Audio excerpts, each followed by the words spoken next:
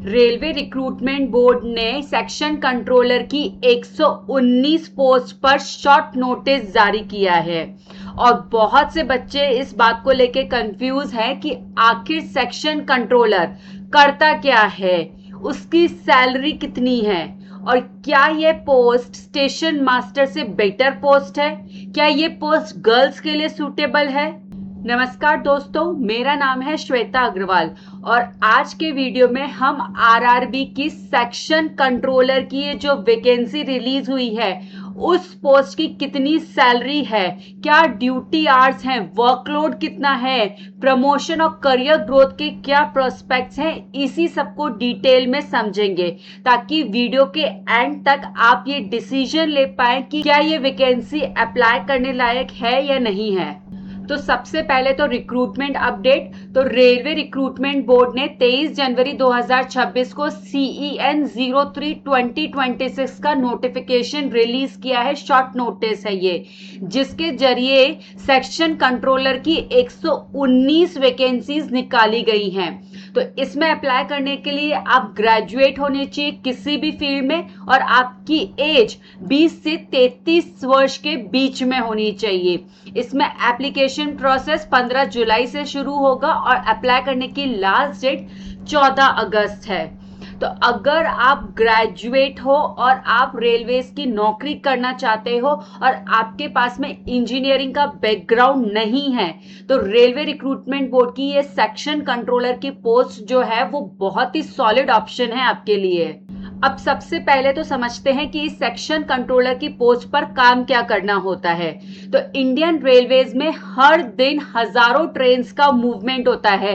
हर रोज आप देखते हैं कितनी ट्रेनें चलती हैं। तो इन्हीं ट्रेनों के मूवमेंट को मॉनिटर और कंट्रोल करने के लिए एक कंट्रोल ऑफिस होता है और इसी कंट्रोल ऑफिस में बैठकर सेक्शन कंट्रोलर को काम करना होता है।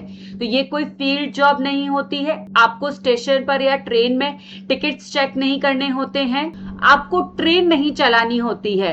आपको कंट्रोल ऑफिस में बैठकर सारी ट्रेन्स के मूवमेंट को, आपके सेक्शन में जो भी ट्रेन्स चल रही हैं उनके मूवमेंट को मॉनिटर और कंट्रोल करना होता है। तो आपकी मेन रिस्पॉन्सिबिलिटीज क्या क्या होती हैं? आपको ट्रेन मूवमेंट को मॉनिटर करना होता है, ट्रेन डिलेज को मैनेज करना होता है, स्टेशन मास्टर, लोको पायलट्स, गार्ड्स और सिग्नल स्टाफ के साथ में आपको कम्युनिकेशन और कोऑर्डिनेशन मेंटेन करके रखना होता है, इमरजेंसी सिचुएशंस को हैंडल करना होता है, एक्सीडेंट्स या डिसरप्शंस अगर हो जाते हैं तो उस केस में सिचुएशन को हैंडल करना होता है, ट्रेन की पंक्चुअलिटी मेंटेन करने की कोशिश करना होता है कि सारी ट्रेनें टाइम पर चले, लेकिन फिर भी अगर कोई ट्रेन लेट हो गई है या कोई ट्रेन में कोई खराबी आ गई है, ब्रेकडाउन हो गया है ट्रेन में, तो आपको ऑल्टरनेट रूटिंग डिसाइड करनी होगी।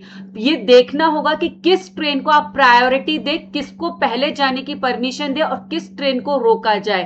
तो ये सब चीजें जो होती हैं वो सेक्शन कंट्रोलर को ही देखना होता है। इनफैक्ट आपको पता है पूरे रेलवे ऑपरेशंस में सेक्शन कंट्रोलर को ब्रेन बिहाइंड ट्रेन मूवमेंट भी कहा जाता है, क्योंकि वो ट्रेन के पूरे ट्रैफिक्स को मैनेज करता है, डिसाइड करता है कौन सी ट्रेन कब कहां से गुजरेगी और किसको प्रायोरिटी देनी है। अब सबसे इंपॉर्टेंट बात कि काम कितना स्ट्रेसफुल है। देखो बच्चों, अगर आप सेक्शनल कंट्रोलर की पोस्ट पर काम करते हो तो काम तो डेफिनेटली काफी रिस्पॉन्सिबिलिटी वाला है, क्योंकि आपके पूरे ट्रेन के नेटवर्क को मैनेज करना है, उसकी पंक्चुअलिटी पे और उसकी प्रॉपर फंक्शनिंग पे ध्यान देना है। तो डेफिनेटली काम तो काफी रिस्पॉन्सिबिलिटी का है, तो इसलिए स्ट्रेस तो थोड़ा बहुत है ही है। अगर आपसे एक छोटी सी भी मिस्टेक हो जाती है तो या तो ट्रेन डिले हो सकती है या फिर कुछ ऑपरेशनल प्रॉब्लम भी हो सकती है, इसलिए कंसंट्रेशन बहुत जरूरी है। आपकी रिस्पॉन्सिबिलिटी भी पूरी रहती है। काम जनरली शिफ्ट्स में रहता है, आपको ड्यूटी शिफ्ट्स में करनी होती है। मॉर्निंग, इवनिंग और नाइट ड्यूटी भी होती है। रात में भी जैसे आप देखते हैं कि ट्रेनें चलती रहती हैं तो उनका ट्रैफिक मैनेज तब भी करना होता है, इसके लिए आपकी नाइट ड्यूटी भी लग सकती है। अब क्या ये जॉब गर्ल्स के लिए सूटेबल है, क्या गर्ल्स को इसमें अप्लाई करना चाहिए। तो देखो बच्चों, सेक्शनल कंट्रोलर की ये जो जॉब है वो ऑफिस बेस्ड जॉब है। अगर आप रेलवेज की और जॉब से कंपेयर करोगे तो इस जॉब में आपको ऑफिस में बैठकर ट्रेन के मूवमेंट को मॉनिटर करना होता है। आपको ना तो ट्रेन पे चढ़ना है, ना ही आपको स्टेशन पर जाना है, आपको ना तो वहां के टिकट्स चेक करने हैं या और भी कुछ काम करना होता है। वहां जाकर आपको उस ऑफिस में ही बैठना है। लेकिन सबसे बड़ी बात, इसमें शिफ्ट ड्यूटी आपकी लग सकती है, इनफैक्ट नाइट ड्यूटी तक आपकी लग सकती है। तो अगर आप उसके लिए तैयार है, नाइट ड्यूटी करने के लिए तैयार हैं, तो डेफिनेटली आप इसमें अप्लाई जरूर करिए। अब बात करते हैं सबसे इंपॉर्टेंट टॉपिक यानी कि सैलरी की। तो सेक्शन कंट्रोलर की स्टार्टिंग बेसिक पे 35,400 रुपए है और बेसिक पे के अलावा उसको मिलते हैं DA, HRA, travelling allowance, night duty allowance और ओवर टाइम अलाउंस। तो अलाउंसेस को मिलाकर ग्रॉस सैलरी करीब आपकी 55 से 60,000 तक बैठती है। इनफैक्ट ये इससे थोड़ी भी ज्यादा भी हो सकती है depending upon your place of posting. तो अगर आपकी मेट्रो सिटीज में प्लेस ऑफ पोस्टिंग है तो डेफिनेटली वहां का एचआरए और अदर अलाउंसेस ज्यादा होंगे, तो उस कारण से आपकी ग्रॉस सैलरी बढ़ सकती है। तो अगर अपन क्विक कंपैरिजन करें तो सेक्शन कंट्रोलर की सैलरी जो है वो स्टेशन मास्टर के बराबर सी होती है ऑलमोस्ट, क्योंकि दोनों ही पे लेवल 6 में आते हैं।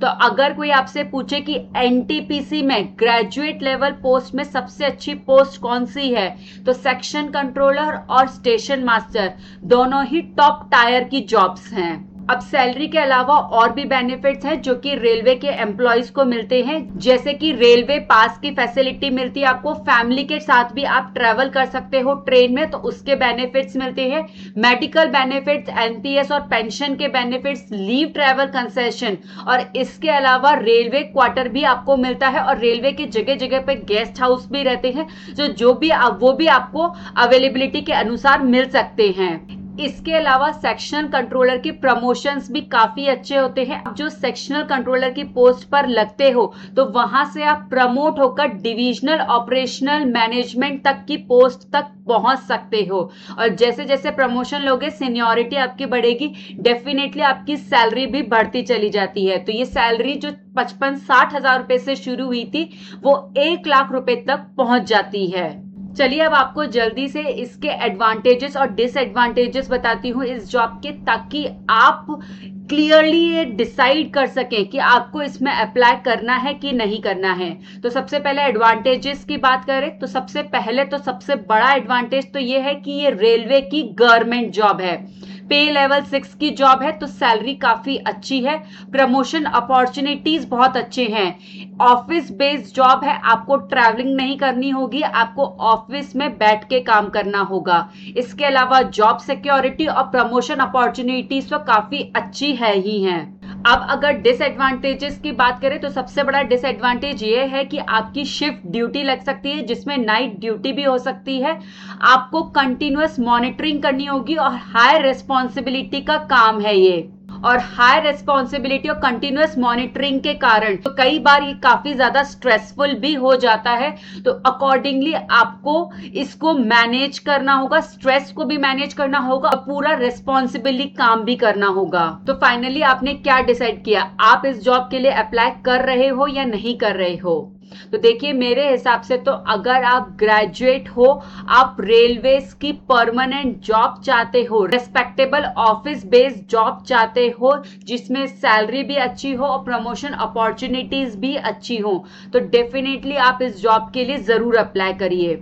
जी हाँ, इसमें पोस्ट काफी कम है, केवल 119 पोस्ट निकली हैं इस बार, पिछली बार 300 से ज्यादा पोस्ट निकली थी 2025 में। तो डेफिनेटली पोस्ट काफी कम है तो कंपटीशन काफी हाई रहेगा, लेकिन ये पोस्ट काफी अच्छी है, सैलरी काफी अच्छी है, तो आपको अप्लाई जरूर करना चाहिए और अकॉर्डिंगली अपनी तैयारी में भी लगे रहना चाहिए। तो मुझे कमेंट में जरूर बताइएगा आप फाइनली इस जॉब के लिए अप्लाई कर रहे हो या नहीं कर रहे हो। चलिए मिलते हैं नेक्स्ट वीडियो में एक और ऐसे रिक्रूटमेंट नोटिफिकेशन के बारे में बात करते हुए, तब तक के लिए नमस्कार।